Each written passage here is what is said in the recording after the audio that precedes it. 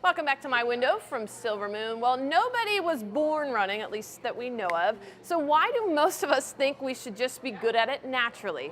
Mackenzie Wilson meets with one Bend woman working to change the way we think about how we run.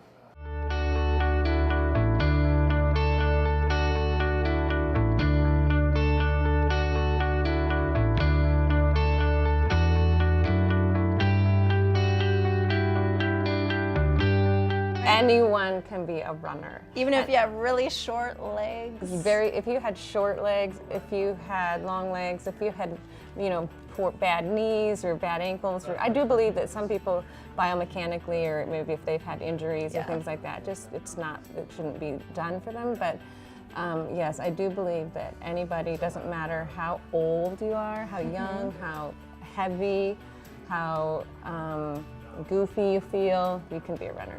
What does a typical first day in the Learn to Run group look like? Let's say they or come feel in like?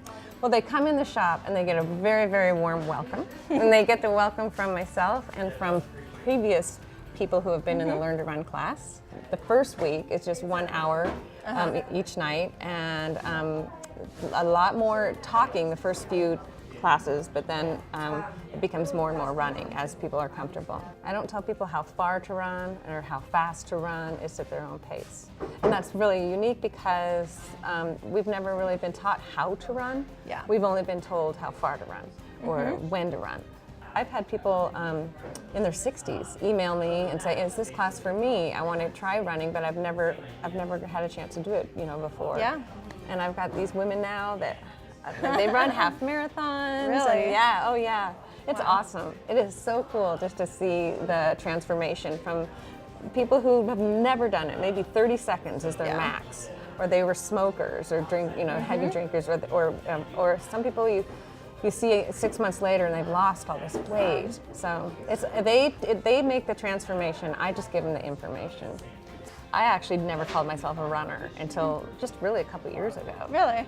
Even though I've run marathons and all these things, it's like I still have that perception that, oh yeah, I'm not as good or elite as that person. Or we might say, oh, just because they're thin and they have, there's just sort of a look that they have. Yeah.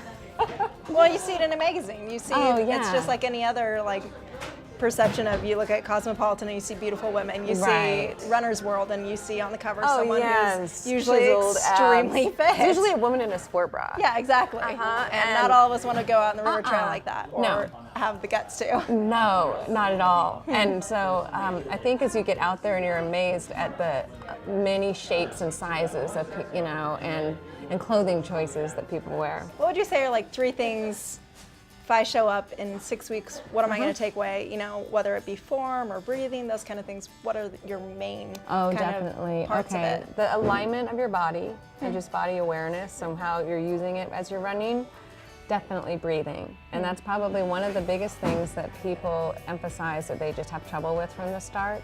And so you'll learn a very good technique for breathing and being comfortable. I feel like I'm definitely gonna have to try it out. Yes, you are. I keep thinking back, if my 7th grade PE teacher ever sees this for any reason, she's gonna be like, I did not know I had an impact on her. But when I'm out running the river trail, I'm literally like, what did she say about breathing? Oh yeah. Breathe in through my nose, out through, and then I'm just breathing heavily anyway. So I feel like maybe there's time for a refresher since 7th grade. And there's new information constantly, yeah.